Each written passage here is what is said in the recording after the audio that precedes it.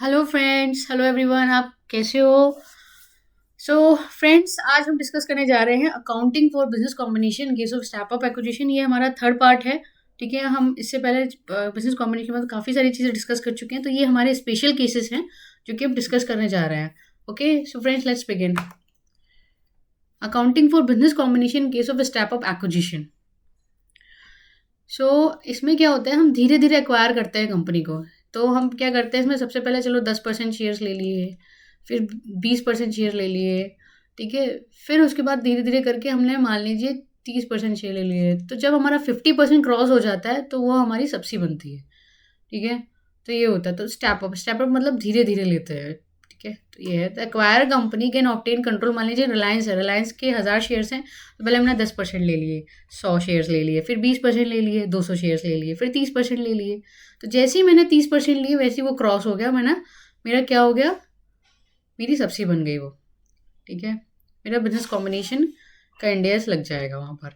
तो acquire company can obtain control in acquiree company step by step through series of purchase of stake और shares in acquiree company. Okay, acquiree company example Reliance. ठीक है, in this case acquirer company obtain control in acquiree company on the date when total equity purchase in acquiring company means Reliance. Okay, in this case crosses 50%। जब जैसी cross कर लेती है वैसी हमारा control आ जाता है एक्वायरी कंपनी पे। So accounting for business combination give a step of acquisition. क्या होगी accounting? Let's read this. Same as discuss in above talk accounting for business combination except the following. मतलब वही सारे स्टेप्स फॉलो होंगे जो कि हमने स्टेप्स पढ़े थे ना, ये ऊपर स्टेप्स 8। तो ये सारे 8 के 8 स्टेप फॉलो होंगे।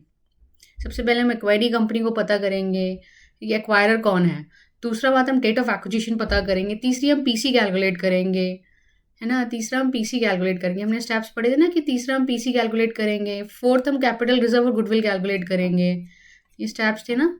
फिर स्टेप 5 हम एनसीआई को नॉन कंट्रोलिंग इंटरेस्ट कैलकुलेट करेंगे। ठीक है, हम नेट एसेट्स का पता करेंगे भाई कि नेट एसेट्स आइडेंटिफाई करेंगे, नेट एसेट्स की वैल्यू क्या है। ठीक है, सारे नेचर से फेयर वैल्यू पे जाएंगे, ये डिस्कस किया था। स्टेप 5 फिर नॉन कंट्रोलिंग स्ट्रेंथ पे डिस्कस किया था। फिर गुडविल और कैपिटल रिजर्व निकाली थी स्टेप 6 में। और हमने स्टेप 7 में क्या किया था फ्रेंड्स? स्टेप 7 में हमने जर्नल एंट्री की थी कॉम्बिनेशन की। फिर स्टेप 8 फाइनल था, तो हमने कंसोलिडेटेड स्टेटमेंट में, ठीक है, कि prepare consolidated balance sheet prepare की थी। और उसकी जो कैरिंग अमाउंट है, उसकी जो फेयर वैल्यू है, उसका जो इफेक्ट है बिजनेस कॉम्बिनेशन का, सारी हमने इनकॉपरेट कर दिया था अपनी बैलेंस शीट में। ओके, तो ये सारा स्टेप 8 था, तो वैसी चीज़ें होंगी जैसे स्टेप 8 सारा है। ठीक है, और काउंटिंग फोर क्या होगी, इसमें सेम एज डिस्कस हो गया एक्सेप्ट फॉलोइंग पॉइंट्स। लेकिन फॉलोइंग पॉइंट को छोड़कर अब देखते हैं क्या क्या वो फॉलोइंग पॉइंट्स हैं, एक्सेप्शंस क्या क्या हैं। तो फर्स्ट है हमारा, date of crossing 50% stake in acquiree company will be consider acquisition date. जैसे ही आपने 50% क्रॉस किया, वो आपकी एक्विजिशन डेट मानी जाएगी। मतलब स्टेप 2 में जो हम एक्विजिशन डेट पता करते थे, ठीक है, तो वो ये बता रहा है कि भाई स्टेप 2 में एक्विजिशन डेट वो होगी जब आपने 50% स्टेक क्रॉस कर लिया हो। For example, stake required as follows. 1/4/2022 को 18% स्टेक लिया रिलायंस में। ठीक है, रिलायंस के कितने थे? 1000 शेयर्स थे रिलायंस के। तो आपने क्या किया, 18% स्टेक लिया। फिर 1/4/2023 को आपने 22% स्टेक लिया। कितना हो गया 22%? 18 और 22 40% हो गया। फिर 1/4/2024 को आपने 30% स्टेक लिया। 30% स्टेक मतलब फिर कितना हो गया आपका? 40 30 70 70% स्टेक लिया रिलायंस का मैंने, और वो क्रॉस हो गया 50%। तो ये जो डेट होगी 1/4/2024, ये एक्विजिशन डेट होगी। ठीक है फ्रेंड्स, अब आता है यहाँ पर पीसी। पीसी कैसे कैलकुलेट होगी? तो PC S calculate step 3 of above top की, जो हमने पीसी सीखी थी स्टेप 3 में, वैसे ही कैलकुलेट होगी। लेकिन इसमें क्या हो जाएगा, जो फेयर वैल्यू है previous held investment acquisition dates, वो माइनस हो जाएगी। ठीक है, वो माइनस हो जाएगी, क्योंकि भाई उतना तो हमने दे ही दिया ना स्टेक करके। वो तो जब हमारा 20% था, 40% इन्वेस्टमेंट हुआ, ठीक है, तो हम उसके एसोसिएट बन गए थे 40% स्टेक पे। तो तब हमने कर लिया होगा, ठीक है, एंट्रीज वगैरह तब कर ली होंगी, तो फेयर वैल्यू तब तो रिकॉर्ड हो गई थी ना। तो इसलिए में से माइनस होता है और पीसी निकल के आती है, क्योंकि हम उतना ही तो नेट देंगे ना उसको ultimately. In general entry for business combination acquisition date by acquirer company. ठीक है, तो भाई एक्वायरर कंपनी क्या बनेगी? जैसे एक्वायर कंपनी, तो मैं मान लीजिए मेरा नाम है ए लिमिटेड, मेरी कंपनी का नाम है ए लिमिटेड। ठीक है, तो अब जनरल एंट्री क्या बनेगी मेरी बुक्स में, सीएफएस में? तो credit previously had investment in query company and is carrying amount. ठीक है, it's a part of PC. ठीक है, आप क्रेडिट कर दोगे और रिकग्नाइज गेन और loss due to remeasurement of previously held investment in acquiring company at fair value in P&L। ठीक है, जो भी आपके रीमेजरमेंट की वजह से, क्योंकि प्रीवियसली हेल्ड इन्वेस्टमेंट का तो रीमेजरमेंट तो होगा, है ना, तो उसमें जो भी गेन और लॉस आ रहा है वो आप रिकग्नाइज कर दोगे। So difference between the fair value and the carrying value previously held investment on acquisition date. तो जो भी फेयर वैल्यू है और जो कैरिंग अमाउंट, जो भी डिफरेंस आ रहा है वो P&L में FVTPL हो जाएगा। बेसिकली क्या हो जाएगा आपका, FVTPL हो जाएगा।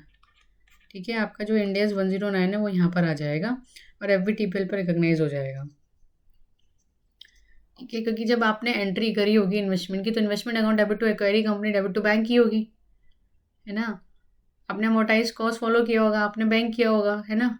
और उसके बाद आपने अमोर्टाइज कॉस्ट पे वैल्यू, मतलब फेयर वैल्यू कौन सी होती थी, अमाउंट गिवन और अमाउंट पेड। ठीक है, अमाउंट रिसीव्ड और अमाउंट पेड। तो आपने इन्वेस्टमेंट किया तो अमाउंट पेड किया होगा, तो जो अमाउंट आपने पे किया है, ठीक है, वो इन्वेस्टमेंट होती थी।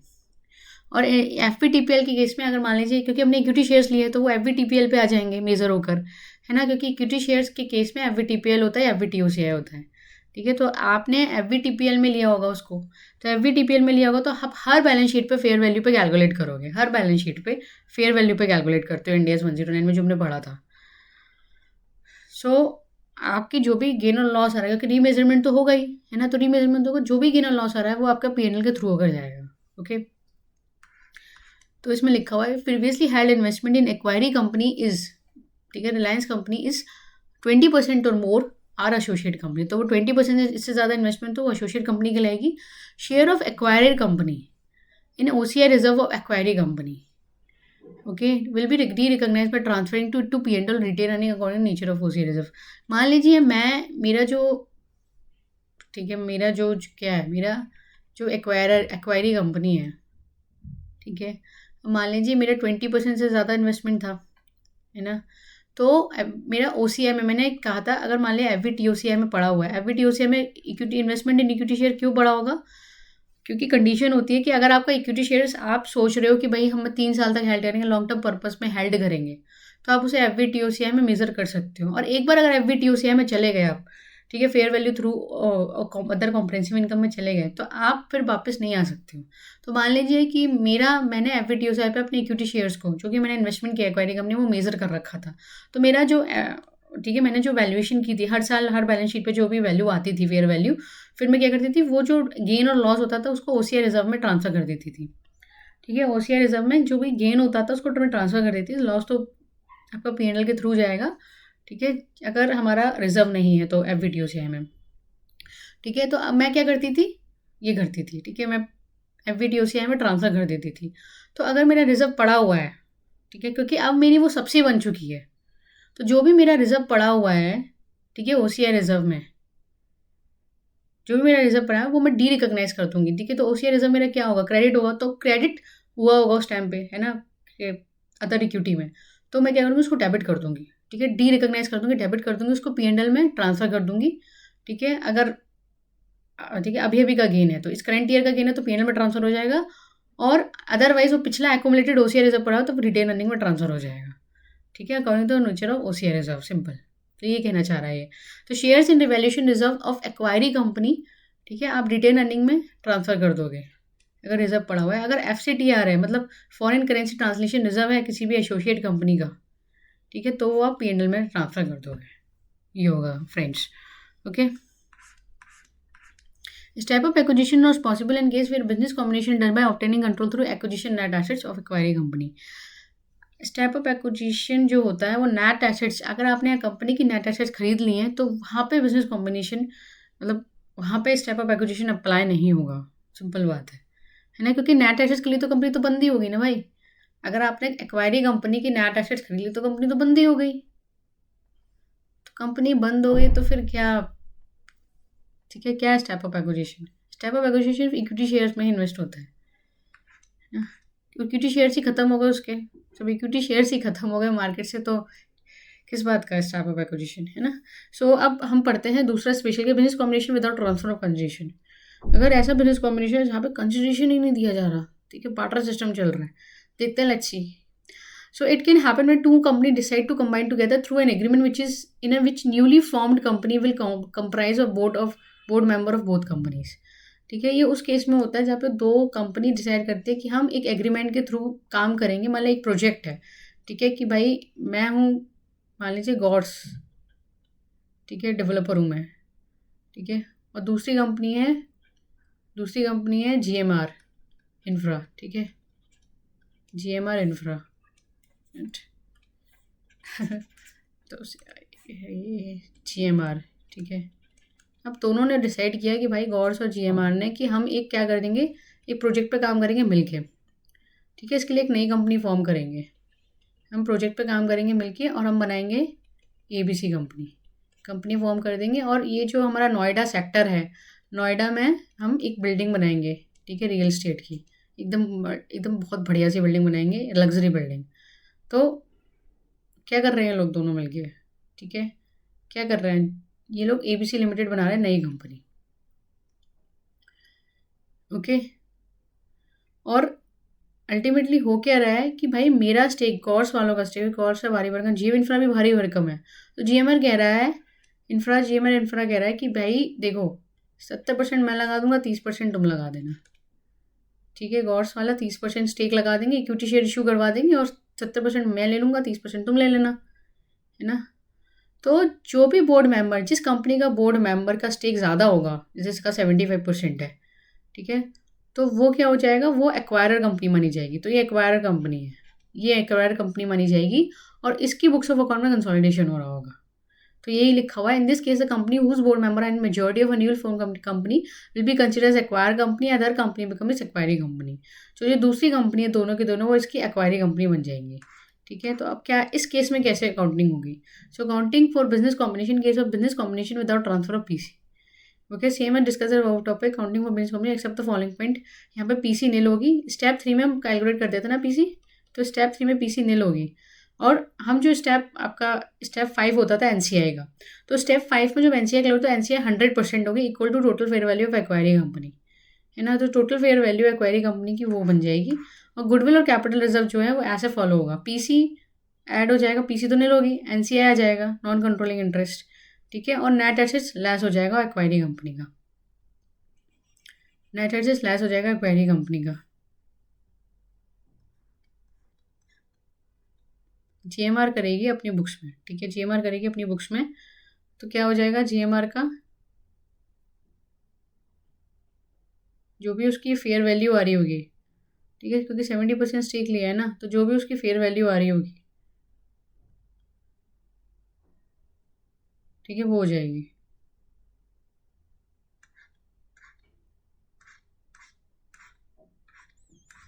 एक बार एग्जाम्पल पढ़ लेते हैं, एग्जाम्पल से क्लियर हो जाएगा। A limited and B limited decide to combine together through a shareholder agreement, ठीक है।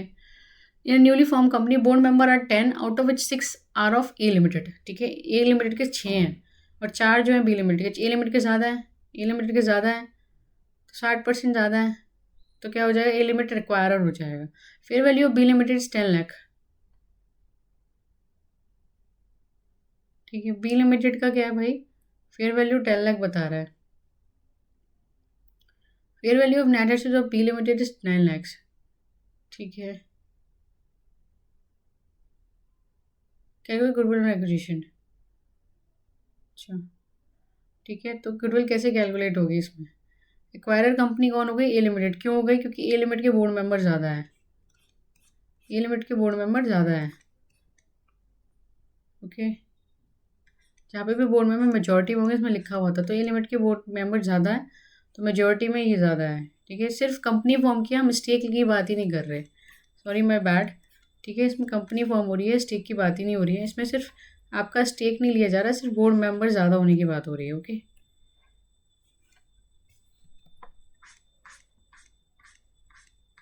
तो बोर्ड मेंबर ज़्यादा है, 6 हैं, और फेयर वैल्यू ए लिमिटेड की जो है, सॉरी बी लिमिटेड की 10 है। तो अब क्या होगा, अब अब गुडविल एक्विजिशन मतलब किसको कैलकुलेट करनी पड़ेगी, ए लिमिटेड को करनी पड़ेगी। तो भाई इसमें तो PC नील होगी, क्योंकि कुछ आपका स्टेक ही नहीं लग रहा, अल्टीमेटली आपको कोई PC पे नहीं करनी है इसमें, आपने नई फॉर्म कंपनी के पर्टिकुलर प्रोजेक्ट के लिए, लेकिन बोर्ड मेंबर के थ्रू आपने कर दिया, आपने कुछ शेयर्स वेयर्स का सीन नहीं है यहाँ पर, ठीक है। तो अब उस केस में क्या होगा, आपका जो NCI होगा, नॉन कंट्रोलिंग इंटरेस्ट क्या होगा, वो आपका माना जाएगा आपका पीसी, मतलब सॉरी आपका नेट एसेट्स माना जाएगा। तो एनसीआई जो होगा आपका 10 लाख होगा, है ना। एक्वायर कंपनी और एनसीआई क्या हो जाएगा, fair value of B limited, वो एनसीआई हो जाएगा, नॉन कंट्रोलिंग इंटरेस्ट। ठीक है, ये माना जाएगा कि ए लिमिटेड, इसमें ए लिमिटेड जो है वो एनसीआई नॉन कंट्रोलिंग इंटरेस्ट है और उसका जो इन्वेस्टमेंट है वो 10 लाख के बराबर है ना। तो आपका एनसीआई 10 लाख माना जाएगा और इसमें से आपकी fair value of net B limited की फेयर वैल्यू कितनी मिली है, 9 लाख रुपए मिल रही है। तो कितना हो जाएगा आपका गुडविल, 1 लाख का गुडविल आ जाएगा। तो ऐसे करके गुडविल कैलकुलेट हो जाएगा। ठीक है, तो यहाँ पे बोर्ड मेंबर्स की बात है फ्रेंड्स, यहाँ पे कोई इक्विटी शेयर की बात ही नहीं हो रही है, तो इसलिए जस्ट इग्नोर। ठीक है, अकाउंटिंग वगैरह सब एक जैसी होगी, क्योंकि हमने पढ़ा था ना कि आपका स्टेप, एक मिनट, आपका स्टेप 1 में क्या होगा, आप सबसे पहले एक्वायरर पता करोगे। दूसरा क्या होगा, दूसरा आप एक्विजिशन डेट पता करोगे। तो जब नई कंपनी फॉर्म हुई है वो एक्विजिशन डेट हो जाएगी। तीसरा आप पीसी कैलकुलेट, भाई पीसीज में निल है। ठीक है, ऐसा नहीं कि कुछ पे हो रहा है एक दूसरे को, कुछ पे नहीं हो रहा तो पीसी तो निल है। तीसरा आप नेट एसेट्स कैलकुलेट करोगे, तो नेट एसेट्स आपको दी होगी। ठीक है, ये 4th स्टेप आ गया। 5th स्टेप क्या होगा, 5th स्टेप होगा आप गुडविल या कैपिटल रिजर्व कैलकुलेट करोगे। सॉरी, आप एनसीआई नॉन कंट्रोलिंग इंटरेस्ट का जो वैल्यू है वो कैलकुलेट करोगे। ठीक है, नॉन कंट्रोलिंग इंटरेस्ट का जो वैल्यू है वो कैलकुलेट करोगे। तो ये आ गया नॉन कंट्रोलिंग इंटरेस्ट का इंटरेस्ट।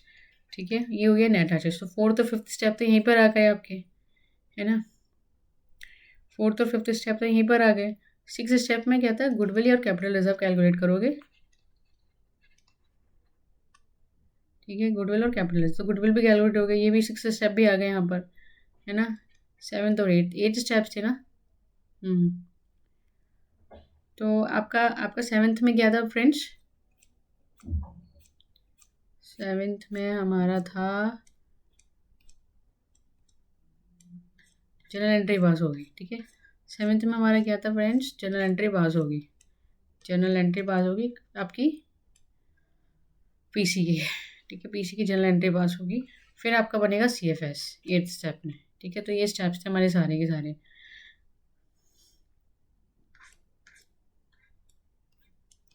अब आता है हमारा तीसरा case, accounting for business combination case of reverse acquisition. Reverse acquisition के केस में अकाउंटिंग कैसे होगी। So it happened when a company who actually pays the PC is not a acquirer company for accounting purpose as per Ind AS 103। ठीक है, जो कि वो company, जब कंपनी पीसी पे करती है, लेकिन वो जो पीसी पे करती है वो कंपनी एक्वायर कंपनी नहीं होती है, तो उस केस में रिवर्स एक्विजिशन होता है। ठीक है, अल्टीमेटली रिवर्स एक्विजिशन कुछ नहीं, कॉर्पोरेट रिस्ट्रक्चरिंग होती है। ठीक है, तो इसमें क्या होता है, जैसे मान लीजिए हम यहाँ पर रिलायंस है। ठीक है, तो अब ये बात कर रहे हैं एक्वायर कंपनी कौन है, ए लिमिटेड। तो ये कह रहा है कि ए लिमिटेड एक्वायर कंपनी नहीं मानी जाएगी, रिलायंस कंपनी एक्वायर मानी जाएगी। ठीक है, तो हम देख लेते हैं कि क्यों मानी जाएगी। Step 2 followed accounting for business combination case of reverse acquisition. Identify the acquire company, company who actually pays the PC. वो कंपनी जो कि एक्चुअली पीसी पे कर रही है वो लीगल एक्वायर मानी जाएगी, अकाउंटिंग एक्वायरी। लेकिन अकाउंटिंग के पर्सपेक्टिव से वो एक्वायरी मानी जाएगी, उल्टा हो जाएगा। मतलब मैं क्या हूँ, मैं एक्वायरी मानी जाऊंगी। मैं पीसी पे करूँ लेकिन फिर भी मैं एक्वायरी मानी जाऊंगी। ठीक है, company to whom PC is paid वो लीगल एक्वायरी हो जाएगा, लेकिन ultimately accounting point of view से क्या हो जाएगा, वो एक्वायर हो जाएगा, क्योंकि रिवर्स एक्विजिशन बोल रहे हैं ना भाई, रिवर्स एक्विजिशन है। ठीक है, एक्विजिशन क्या है, रिवर्स है।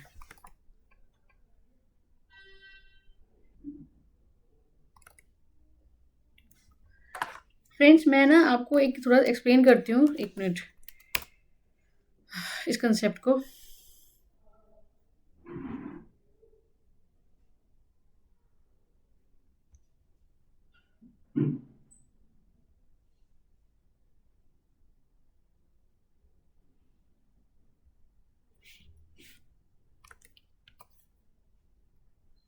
इस रिवर्स एक्विजिशन के कंसेप्ट को लेट मी शेयर। ओके, सो होता क्या है रिवर्स एक्विजिशन, मतलब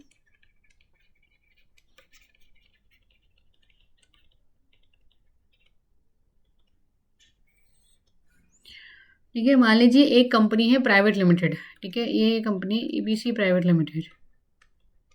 ठीक है, ये कंपनी है आपकी एबीसी प्राइवेट लिमिटेड, और एक कंपनी है आपकी, ठीक है, रिलायंस। ये कंपनी है प्राइवेट, ये कंपनी है पब्लिक, लेकिन एबीसी प्राइवेट लिमिटेड चाहती है कि मैं आईपीओ के प्रोसेस से ना जाऊं, ठीक है, लेकिन वो पब्लिक होना चाह रही है, पब्लिक होना चाह रही है। तो पब्लिक कैसे होगी? पब्लिक ऐसे होगी कि अगर मैं इसे अपनी सब्सिडी बना लूं, अगर मैं इसे सब्सिडी बना लूं, ठीक है, तो मैं इसकी होल्डिंग बन जाऊंगी। अगर मैं इसकी होल्डिंग बन जाऊंगी तो मतलब सिर्फ बुक्स में, ठीक है, रियलिटी में तो नहीं हो, रियलिटी में तो नहीं, लेकिन सिर्फ बुक्स में, ठीक है। तो एबीसी लिमिटेड चाह रही है, मान लीजिए रिलेटिव्स थे दोनों, ठीक है, कहीं ना कहीं, तो एबीसी लिमिटेड चाह रही है कि मुझे आईपीओ प्रोसेस से नहीं जाना है, ठीक है। मैं क्या करूँगी, इसके शेयर्स ले लूँगी, ठीक है, ये सब बुक्स में ही चल रही है बात है। क्या होगा, बुक्स में शेयर्स ले लूँगी। जब मैं इसकी शेयर्स ले लूँगी तो उसकी पेरेंट बन जाऊँगी, ठीक है। रिलायंस वाला क्या करेगा, रिलायंस से बात तो चली मेरी, और ये क्या करेगा, मैं क्या करूँगी, ठीक है, रिलायंस वाला मुझे शेयर इशू कर देगा, मेरे शेयर होल्डर्स को, एबीसी लिमिटेड के जो शेयर होल्डर्स हैं वो शेयर इशू कर देगा, ठीक है। रिलायंस लिमिटेड के जो शेयर्स हैं वो उसको इशू हो जाएंगे। बट रियलिटी में देखो तो ये पब्लिक है, और ये बहुत काफ़ी बड़ी कंपनी है, और ये छोटी कंपनी है एबीसी प्राइवेट लिमिटेड, तभी तो प्राइवेट लिमिटेड है ना।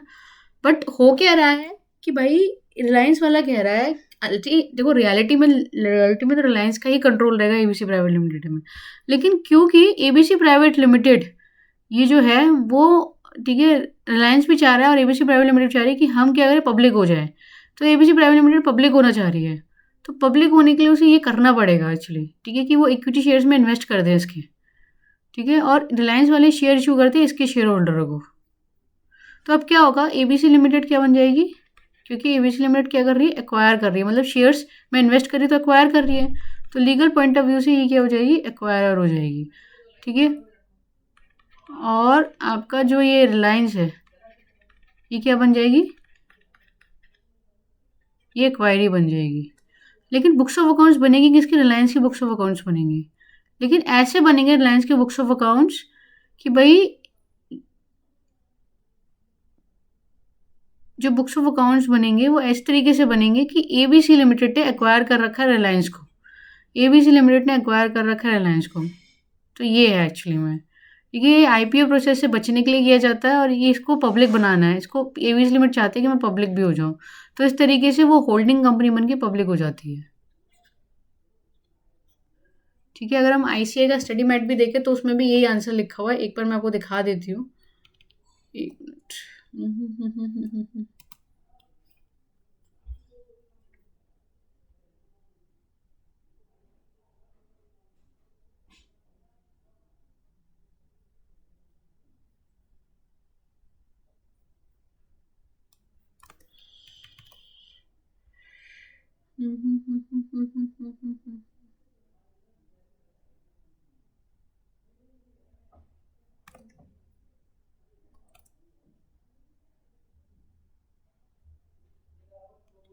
आई होप आपको विजिबल होगा। सो फ्रेंड्स देखो, इसमें लिखा हुआ है reverse acquisition occur when the entity that issue, यहाँ पे एंटिटी डेट इशू सिक्योरिटी किसकी बात हो रही है, रिलायंस की बात हो रही है यहाँ पर, ठीक है, किसकी बात हो रही है यहाँ पर, रिलायंस की बात हो रही है, यहाँ पे किसकी बात हो रही है आपकी, रिलायंस की बात हो रही है, ठीक है। Reliance issue equity legal acquirer is identified as acquiree of the accounting purpose, ठीक है, वो एक्वायरी बन जाएगी, क्यों, क्योंकि एबीसी लिमिटेड इसमें एक्वायर कर रहा है shares, so the entity whose equity interest are acquired, ठीक है, must be the acquirer for accounting purpose, ठीक है, मतलब अल्टीमेटली एक्वायरर बन जाता है। एक्वायरर कौन है, आपका एबीसी लिमिटेड, एबीसी लिमिटेड की बात चल रही है यहाँ पर, प्राइवेट लिमिटेड की, ठीक है। For the transaction to be considered reverse acquisition, for example reverse acquisition sometime occur when a private operating company ABC private limited want to become a public entity but doesn't want to register equity shares, वो चाहती नहीं है कि वो उसको अपना खुद का शेयर रजिस्टर करना पड़े, वो ये नहीं चाहती खुद को अपना रजिस्टर करना पड़े इक्विटी शेयर्स, तो वो क्या कर लेती है, वो इन्वेस्टमेंट कर लेती है आपके, इन्वेस्टमेंट कर लेती है लिस्टेड कंपनी में, और वो पब्लिक बन जाती है, ठीक है। मतलब अल्टीमेटली जो लिस्टेड कंपनी है वो अपने शेयर इशू कर देती है उस प्राइवेट कंपनी के शेयर होल्डर को। तो to complete that private company ABC private limited arrange for a public entity, ठीक है, to acquire equity share equity interest in exchange, ठीक है, एक्वायर करिए रिलायंस की equity share in exchange for equity interest of public entity, ठीक है, public entity के equity interest में, ओके मतलब दोनों एक दूसरे को शेयर्स इशू कर देते हैं एक्चुअली अल्टीमेटली, ठीक है। एबीसी लिमिटेड क्या कर लेती है, एबीसी लिमिटेड जो प्राइवेट लिमिटेड है वो एक्वायर कर लेते हैं रिलायंस की, और रिलायंस एक्वायर कर लेती है एबीसी लिमिटेड, तो रिलायंस अल्टीमेटली रिलायंस को मिल जाती है वो एबीसी प्राइवेट लिमिटेड, और एबीसी प्राइवेट लिमिटेड हो जाती है पब्लिक, इस तरीके से। This example public entity is legal acquirer, तो जो पब्लिक एंटिटी है वो कौन है, लीगल एक्वायरर है, लेकिन अकाउंटिंग एक्वायरर नहीं है, ध्यान रखना है इस बात को। लीगल एक्वायर मतलब कंट्रोल रिलायंस का ही रहने वाला है, because it issued is equity shares, क्योंकि इसने खुद का इक्विटी इंटरेस्ट शेयर्स किए इशू किए हैं। And private entity ABC private limited legal acquiree है, ओके लीगल एक्वायरी है। लीगल पॉइंट ऑफ व्यू से तो भाई ठीक है, रिलायंस लिमिटेड कंट्रोल कर रही है, एक्वायरर रिलायंस लिमिटेड और एबीसी प्राइवेट लीगल एक्वायरी है, because is interest assets interest equity interest for acquired, ठीक है, क्योंकि इसके इक्विटी इंटरेस्ट एक्वायर मतलब रिलायंस कंपनी ने 100% एक्वायर कर लिया एबीसी प्राइवेट लिमिटेड को, लेकिन guidance application of guidance given in the वो पैराग्राफ रिजल्ट इन आइडेंटिफाइंग, मतलब अकाउंटिंग पॉइंट ऑफ व्यू से पब्लिक एंटिटी एक्वायरी बन जाती है, मतलब रिलायंस जो होगी क्या बन जाएगी आपकी, एक्वायरी बन जाएगी, और जो private limited ABC private limited वो क्या बन जाएगी, एक्वायरर बन जाएगी गाइस, तो ये होता है। So accounting acquiree must meet the definition of business, ठीक है, एक्वायरी कौन है यहाँ पर, कौन है एक्वायरी, रिलायंस लिमिटेड, तो Reliance must meet the definition of a business for a transaction to be accounted for as a reverse acquisition, okay and all of the recognition measurement principle of India include requirement to recognize ready will apply, सारी चीज़ें वही apply होंगी, ठीक है, सारी चीज़ें वही apply होंगी। तो जो रिलायंस है, ठीक है, वो अपनी बुक्स में एंट्री कर रही होगी, रिलायंस है वो अपनी बुक्स में एंट्री कर रही होगी, ओके तो ये है इसका क्रक्स फ्रेंड्स, ठीक है। आगे मूव करते हैं नोट्स पे।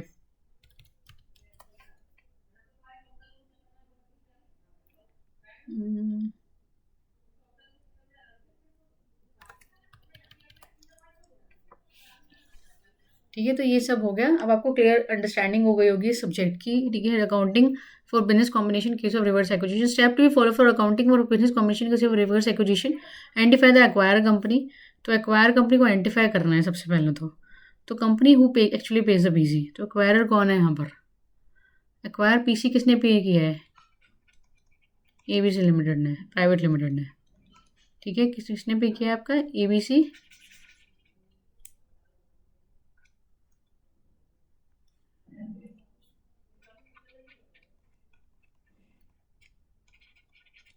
एबीसी प्राइवेट लिमिटेड पीसी पे कर रही है, तो वो क्या हो जाएगी, एक्वायरी बन जाएगी,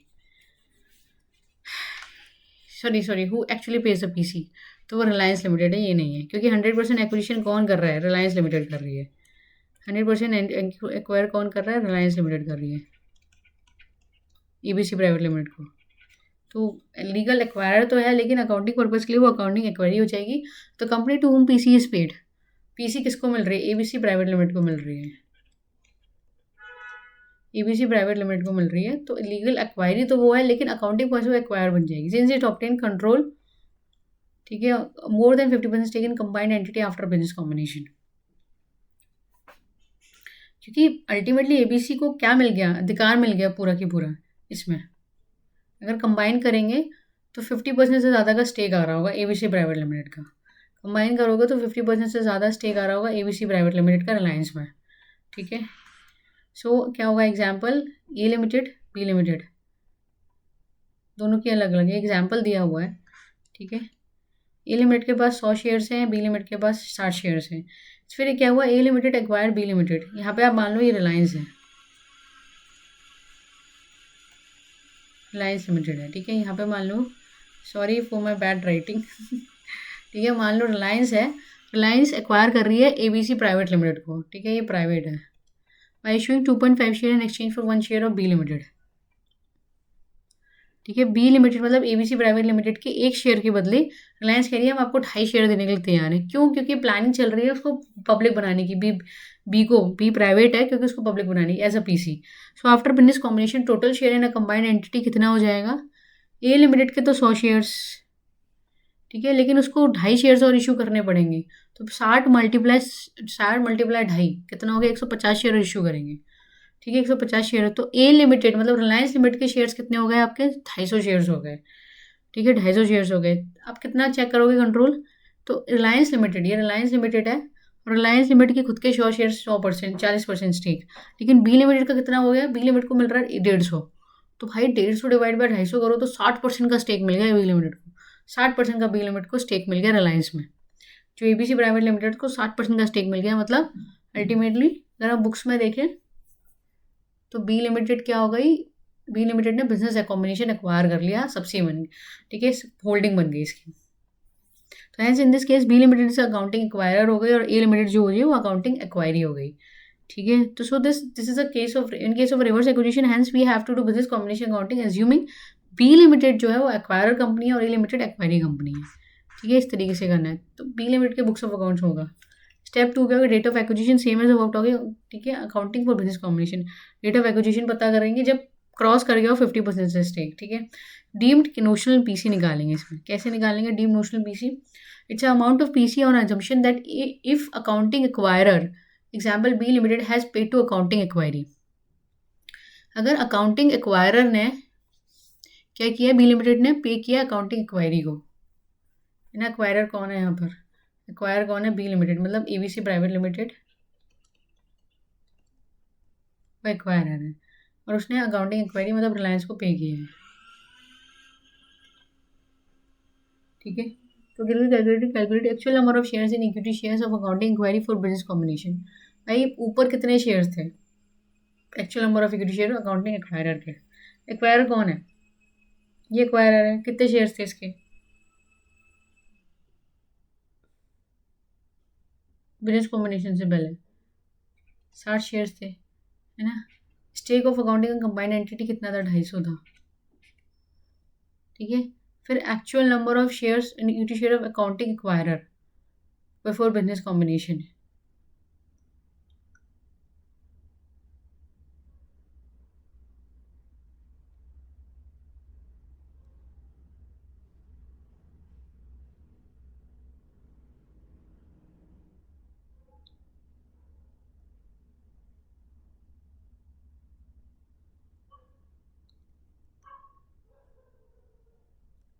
स्टेक कितना है भाई? अरे ये स्टेक जो है ना अकाउंटिंग का कंबाइंड एंटिटी में एक्वायरर कितना है? 60%। 60% स्टेक है तो कितना हो गया?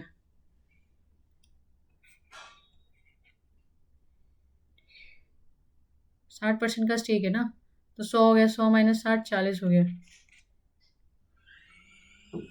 40, तो 40 के बराबर ही तो दे रहा होगा वो। Fair value per share accounting acquirer कितनी? जो भी फेयर वैल्यू आएगी। The deemed PC is assumed as given by issuing equity share to accounting inquiry, ठीक है। अकाउंटिंग इंक्वायरी कौन? रिलायंस। रिलायंस के इक्विटी शेयर्स जो भी एक्वायरी पीसी वैसे दी जाएगी जैसे कि आप एक्वायर कर रहे हो, मतलब वो पीसी मान ली जाएगी बेसिकली, ठीक है। वो पीसी का सेट ऑफ कैसे होगा? शेयर्स, इक्विटी शेयर्स, रिलायंस अपने शेयर्स इशू कर देगा। In country suppose fair value per share B limited जो है वो 40 रुपये है, 40 रुपये, ठीक है। तो डीम पीसी क्या होगी? 100 माइनस 60, 40 हो जाएगी, मल्टीप्लाई 40 होगी, 1600 रुपये हो जाएगी, ठीक है। 1600 रुपये हो जाएगी, तो इतना बी लिमिटेड को पे करना पड़ेगा। इतना कंबाइंड एंटिटी का है ना 60%, तो 100 शेयर्स हो गया ना अल्टीमेटली। 100 शेयर्स हो गया तो इतना तो पे करेगा ही ना। हमें मान लेंगे कितना पे करेगा, क्योंकि 60 शेयर तो खुद के हो गए ना उसके। तो बचे कितने? 40। तो 40 के लिए वो पे कर दे देगा एनसीआई वालों को, सॉरी, ठीक है, वो रिलायंस वालों को पे कर देगा, ठीक है। इतना BC. Online assets of acquiree company are taken over at fair value. जितने भी नेट एसेट्स हैं एक्वायरी के, मतलब रिलायंस लिमिटेड के, ठीक है, वो उनकी फेयर वैल्यू पे लिए जाएंगे। NCI not applicable in reverse acquisition, क्योंकि राइज ही नहीं होता है ना। यहाँ तो सिर्फ पब्लिक से होने की बात चल रही है, ठीक है, प्राइवेट से पब्लिक होने की बात चल रही है।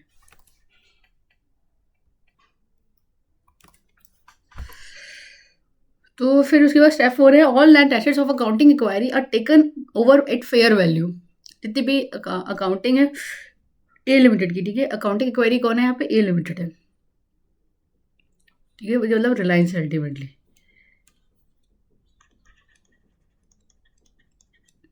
तो जितनी भी इसकी नेट एसेट्स है वो ली जाएगी।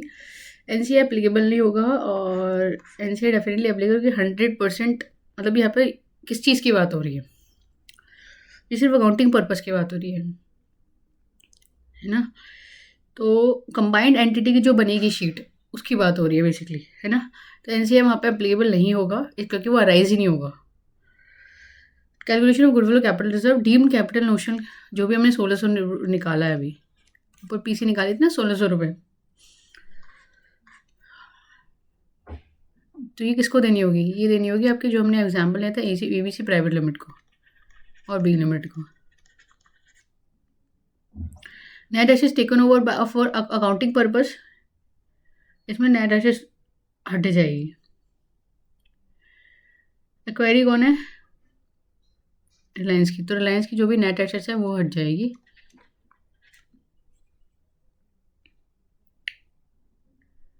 ठीक है, मान लीजिए नेट एसेट्स की 1400 की, तो कितना हो जाएगा, 200 रुपये की आपकी गुडविल और कैपिटल रिजर्व आ जाएगा। जनरल एंट्री स्टेप 7 में जैसे हमने वहाँ पर ऊपर भी थी स्टेप्स में, तो जनरल एंट्री होगी बिजनेस कॉम्बिनेशन बाय एक्वायरर। ठीक है, कौन करेगा, एक्वायरर, कॉम्बिनेशन बाय एक्वायरर, कौन यहाँ पे प्राइवेट लिमिटेड वाला, एबीसी प्राइवेट लिमिटेड करेगा। ठीक है, एबीसी प्राइवेट लिमिटेड करेगा।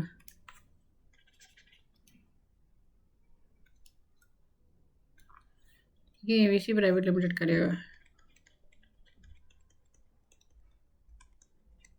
On date of acquisition same as above topic accounting for business combination, फिर कंसोलिडेटेड बैलेंस शीट बनेगी, will be appear bye.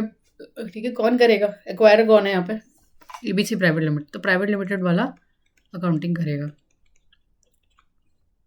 Business combination acquisition date, take all the item assets liability carrying amount of accounting acquirer. ठीक है, ए limited जो private limited वाला है वो सारे item अपने ले लेगा कैरिंग अमाउंट में, कैरिंग अमाउंट सारे आइटम जो है बैलेंस शीट के वो डाल देगा। ठीक है, और एक्विजिशन डेट और क्या डालेगा, इफेक्ट डालेगा बिजनेस कॉम्बिनेशन एंटिटी का। ठीक है, इफेक्ट डालेगा बिजनेस कॉम्बिनेशन एंटिटी का, मतलब ये जो भी जनरल एंट्री हम पास करेंगे, नेट एसेट्स नेट लायबिलिटी सब एक्वायर कर लेंगे, तो वो ऐड कर देंगे। ठीक है, ऐड कर देंगे फेयर वैल्यू पे, फेयर वैल्यू नेट एसेट्स जो ली जाएगी वो फेयर वैल्यू पे ली जाएगी। In consolidated balance sheet name will be return of legal acquirer, तो जो लीगल एक्वायरर है, लीगल एक्वायरर उसका नेम आएगा, मतलब रिलायंस का नाम आएगा, जो लिस्टेड कंपनी है उसका नाम आएगा। Example consolidated balance sheet of A limited, Reliance limited, number of share issued in equity shares of combined entity will be return as original legal shares, जो भी कंबाइंड एंटिटी की शेयर्स होंगे वो ओरिजिनल लीगल शेयर्स माने जाएंगे। Example है यहाँ पे 100 shares of A limited, 150 share issued to B limited, तो टोटल 250 शेयर्स आ जाएंगे। ठीक है, टोटल आपके 250 शेयर्स आ जाएंगे। तो फ्रेंड्स ये हमारे दो स्पेशल केसेस हो गए, एक तो रिवर्स एक्विजिशन वाला केस हो गया है, और एक आपका एक रिवर्स एक्विजिशन वाला केस हो गया और स्टैप अप एक्विजिशन वाला केस हो गया। ठीक है, बाकी के जो दो और केसेस हैं सैम्पल स्पेशल केसेस, तो वो हम लोग नेक्स्ट वीडियो में डिस्कस करेंगे। ठीक है, ये वीडियो काफ़ी लंबी हो जाएगी अदरवाइज। ठीक है, अब हम आएंगे आपके कॉमन कंट्रोल ट्रांजेक्शन्स पे। ओके, तो वो डिस्कस करेंगे। So thank you everyone for watching.